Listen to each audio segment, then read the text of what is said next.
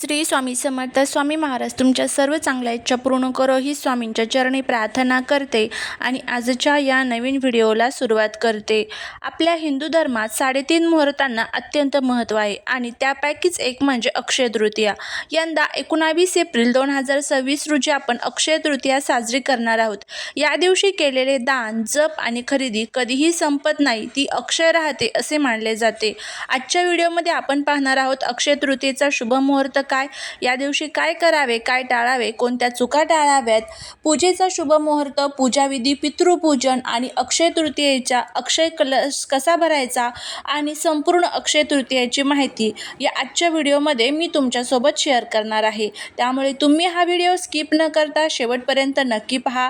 जर या चॅनलवरती तुम्ही नवीन असाल तर चॅनलला सबस्क्राईब करा आणि असेच माहितीपूर्ण नवनवीन व्हिडिओ पाहण्यासाठी बेल आयकॉनलाही प्रेस करा, म्हणजे जेव्हा कधी मी नवीन व्हिडिओ अपलोड करेल त्याचं नोटिफिकेशन सर्वात अगोदर तुम्हाला भेटेल आणि तुम्ही एक पण व्हिडिओ मिस करणार नाही.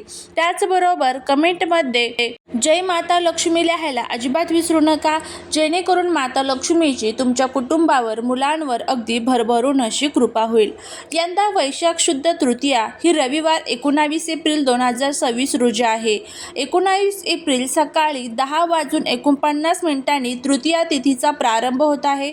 तृतीया तिथीची समाप्ती ही 20 एप्रिल सकाळी 7:27 होणार आहे. पूजा आणि सोने खरेदीचा सर्वोत्तम मुहूर्त हा सकाळी 10:49 पासून ते दुपारी 12:21 पर्यंत असेल. हा काळ सर्वात शुभ मानला जातो. अक्षय तृतीयेचं जर महत्त्व पाहायला गेलं तर अक्षय म्हणजे ज्याचा कधीही क्षय होत नाही किंवा जे कधीही संपत नाही. पौराणिक कथेनुसार याच दिवशी भगवान परशुरामांचा जन्म झाला होता.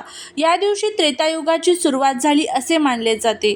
असे म्हणतात की महाभारताचे लेखनही याच दिवशी सुरू झाले होते. या दिवशी गंगा नदी स्वर्गातून पृथ्वीवर अवतरली होती. अशा अनेक ज्या काही घटना आहेत तर त्या या अक्षय तृतीयेच्या दिवशी तयार झालेल्या होत्या. तर या दिवशी आपल्याला काय करायचं असतं ते आपण सर्वात अगोदर बघूया. समृद्धी मिळवण्यासाठी या दिवशी काही गोष्टी आवर्जून कराव्या. त्यामध्ये या दिवशी पाणी, थंड पेय, छत्री, पंखा किंवा धान्य दान करणे अत्यंत पुण्यकारक मानले जाते. उन्हाळ्याचे दिवस असल्याने गरजूंना पाणी पाजणे हे मोठे पुण्य असते. या दिवशी सोने खरेदी करणे शुभ मानले जाते. पण जर सोने घेणे शक्य नसेल तर चांदीची वस्तू, नवीन भांडे किंवा अगदी थोड्या प्रमाणात धने खरेदी करणेही शुभ असते. सकाळी लवकर उठून स्नान करून लक्ष्मी आणि विष्णूची पूजा करा. त्यांना पिवळी फुले आणि नैवेद्य अर्पण करा. या दिवशी गृहप्रवेश, नवीन व्यवसाय किंवा कोणत्याही शुभ कार्याची सुरुवात करण्यासाठी हा दिवस सर्वोत्तम आहे. या दिवशी काही गोष्टी करणे शास्त्राने निषिद्ध मानलेले आहेत. त्यामध्ये या दिवशी लोखंडाच्या वस्तू किंवा धारदार वस्तू, कात्री, चाकू खरेदी करणे टाळावे. घरात भांडणे किंवा कोणाचाही अपमान करू नका. या दिवशी प्रसन्न राहणे महत्त्वाचे आहे. हा पवित्र दिवस असल्याने सात्विक आहार घ्यावा आणि व्यसनांपासून दूर राहावे. शक्य असल्यास प्लास्टिक किंवा काचेच्या टाकाऊ वस्तूंची खरेदी या दिवशी करू नका. अक्षय तृतीयाची संपूर्ण आपण माहिती बघितलेली आहे. या दिवशी काय करावं, काय टाळावं. आता त्यानंतर आपण अक्षय तृतीयाची पूजा विधी जी आहे तर ते आपण बघूया. पूजा अक्षय तृतीयाची कशी करायची, त्यानंतर पूजेचा शुभ मुहूर्त बघूया आणि त्यानंतर आपण पितृपूजन कशा पद्धतीने करायचं ते देखील बघूया. अक्षय तृतीयेच्या दिवशी केलेली पूजा आणि अक्षय कलश भरण्याची पद्धत अत्यंत शास्त्रोक्त आणि फलदायी मानली जाते. तेच आपण बघूया. सर्वात प्रथम अक्षय तृतीयाची पूजाविधी. सकाळी लवकर उठून पवित्र स्नान करावे. पूजेच्या वेळी पिवळे फुले किंवा लाल वस्त्रे परिधान करणे शुभ मानले जाते. घराच्या ईशान्य कोपऱ्यात एका देव्हाऱ्यासमोर एक स्वच्छ चौरंग ठेवा. त्यावर पिवळी कापड अंथरा. चौरंगावर गणपती बाप्पा, भगवान विष्णू, माता लक्ष्मीची मूर्ती किंवा फोटो स्थापित करा. देवाला गंगाजल किंवा शुद्ध पाण्याने अभिषेक करा. चंदनाचा टिळा लावा. पिवळी फुले, तुळस विष्णूसाठी आणि कमळाचे फूल किंवा गुलाबाचे फूल लक्ष्मीसाठी अर्पण करा. या दिवशी विष्णूंना सातूचे पीठ म्हणजे सत्तू, गूळ आणि पाणी आणि ऋतुफळ विशेषतः आंबा याचा नैवेद्य दाखवण्याची प्रथा आहे. तुपाचा दिवा लावून विष्णू सहस्रनाम किंवा महालक्ष्मी अष्टकमचा पाठ करावा आणि शेवटी आरती करावी. उन्हाळ्याची सुरुवात आणि पूर्वजांच्या आशीर्वादासाठी अक्षय तृतीयेला कलश भरण्याचे विशेष महत्त्व आहे. ज्या ठिकाणी ठिकाणी आपण पूजा मांडलेली आहे तर त्याच ठिकाणी आपल्याला हा अक्षय कलश जो आहे तर तो भरून ठेवायचा असतो. यासाठी काय करायचं, एक तांब्या घ्यायचा किंवा पितळेचा वगैरे घेतला तरीही चालेल. स्वच्छ धुवून वगैरे घ्यायचा. त्या तांब्यामध्ये तुम्हाला संपूर्ण जे तांदूळ असतात, अखंड अक्षता, कुठेही तुटलेल्या नको, फुटलेल्या नको, अशा अखंड अक्षता तुम्हाला त्यावरती भरायच्या आहेत. संपूर्ण फुल हा तांब्यात तुम्हाला तांदळाने भरायचा. त्यावरती थोडेसे तुम्हाला कॉईन्स जे असतात, ज्याला आपण नाणी म्हणतो, जी पैशांची नाणी, 1 रुपये 2 रुपये जे काही असेल ते तुम्हाला त्यावरती ठेवायचे आहे. जर तुमच्याकडे सोनं असेल तर थोडंसं सोनं, जे काही असेल, अंगठी असेल, जे काही तुमच्याकडे असेल तर थोडंसं सोनं तुम्हाला त्यावरती ठेवायचं आहे. त्यानंतर एखादी नोट तुम्हाला 10 रुपयाची, 20 रुपयाची जी नोट तुमच्याकडे असेल पैशांची ती ठेवायची आहे. आणि त्या सर्ववरती तुम्हाला हळदी कुंकू अक्षता अर्पण करायचे आहे. माता लक्ष्मीला नमस्कार करायचा आहे. आणि त्यानंतर हा अक्षय कलश जो आहे तर तो तिथे पूजेमध्ये तुम्हाला ठेवायचा आहे. अशा पद्धतीने हा अक्षय कलश भरायचा. त्यानंतर दुसऱ्या दिवशी काय करायचं, ही संपूर्ण पूजा काढत असताना तुम्हाला त्यातलं जे काही सर्व साहित्य आहे तर ते काढून घ्यायचं. जे आपण पैशांची नाणी वगैरे, सोनं वगैरे ठेवलेलं आहे तर ते सर्व काढून घ्यायचं.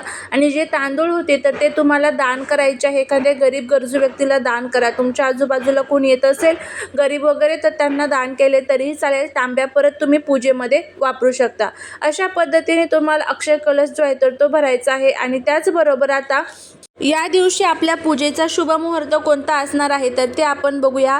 तर बघा, अक्षय तृतीयेचा पूजेचा सर्वोत्तम शुभ मुहूर्त हा सकाळी 10:49 ते दुपारी 12:21 आहे. हा वेळ पूजा आणि संकल्प करण्यासाठी अत्यंत शुभ आहे. तृतीया तिथी हिचा प्रारंभ मी तुम्हाला सांगितलेला आहे. तृतीया तिथीची समाप्तीसुद्धा मी तुम्हाला सांगितलेली आहे. या दिवशी संपूर्ण दिवस स्वयंसिद्ध मुहूर्त मानला जातो. त्यामुळे तुम्ही पूर्ण दिवसभरात कधी शुभ कार्य करू शकता. मात्र विशेष फलप्राप्तीसाठी दुपारी 12:21 पर्यंतची वेळ सर्वोत्तम मानली जाते. त्यामुळे त्या वेळेमध्ये जर शक्य असेल तर तेव्हा तुम्हाला पूजा जी आहे तर ती करून घ्यायची आहे. आता त्यानंतर आपण पितृपूजन जे आहे तर ते कशा पद्धतीने या दिवशी केलं जातं ते आपण बघूया. अक्षय तृतीयेला पितरांचे स्मरण केल्याने त्यांचे आशीर्वाद मिळतात. सकाळी लवकर स्नान उरकून दक्षिण दिशेला तोंड करून पितरांचे स्मरण करावे. एका तांब्यामध्ये पाणी घेऊन त्यात काळे तीळ टाकावे आणि ते पाणी डाव्या हाताच्या अंगठ्यावरून सोडावे. याला पितृतर्पण म्हणतात. पितरांच्या नावाने पाण्याचा भरलेला मातीचा घडा दान करणे या दिवशी सर्वोत्तम मोठे पुण्य मानले जाते. पितरांच्या आवडतीचा नैवेद्य यामध्ये प्रामुख्याने आमरस आणि पुरणपोळी किंवा सातूचे पदार्थ असतात. तर आता केळी कशी भरायची ते आपण बघूया. अक्षय तृतीयेला सुवासिनीची ओटी भरण्याची किंवा केळी भरणे अशी आपल्याकडे प्रथा असते. तर यासाठी काय करायचं आहे, सुवासिनीची ओटी भरायची असेल त्यांना प्रथम हळदी कुंकू लावून घ्या. त्यानंतर त्यांच्या पदराला 2 केळी, नारळ आणि खण ठेवा. त्यांना जोडवी भेट द्या. त्यांचा मान सन्मान करा. काही ठिकाणी या दिवशी नवीन केळीची फणी देवीला अर्पण करून मग सुवासिनी जी आहे तर ते जेव घातली जाते. सुवासिनी जेव घालायची आहे, तिचा मान सन्मान करायचा आहे. तुमच्याकडे ज्या पद्धतीने तिचं पूजन केलं जातं त्या पद्धतीने करायचं आहे. त्यानंतर आता बघा, अक्षय तृतीयेच्या दिवशी करा केळीसुद्धा आपल्याला पूजायची असते ती पितरांच्या नावाने. तर एक पाट घ्यायचा आहे. त्यावरती तुम्हाला थोडेसे गहू ठेवायचे आहे.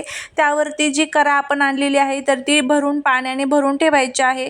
त्यानंतर त्याला आपल्याला उभ्या 5 रेषा अष्टगंधाच्या ओढायच्या आहेत. त्यानंतर त्यावरती तुम्हाला एखादं मोसमी जे फळ असतं, खरबूज किंवा आंबा, तर तो ठेवायचा आहे.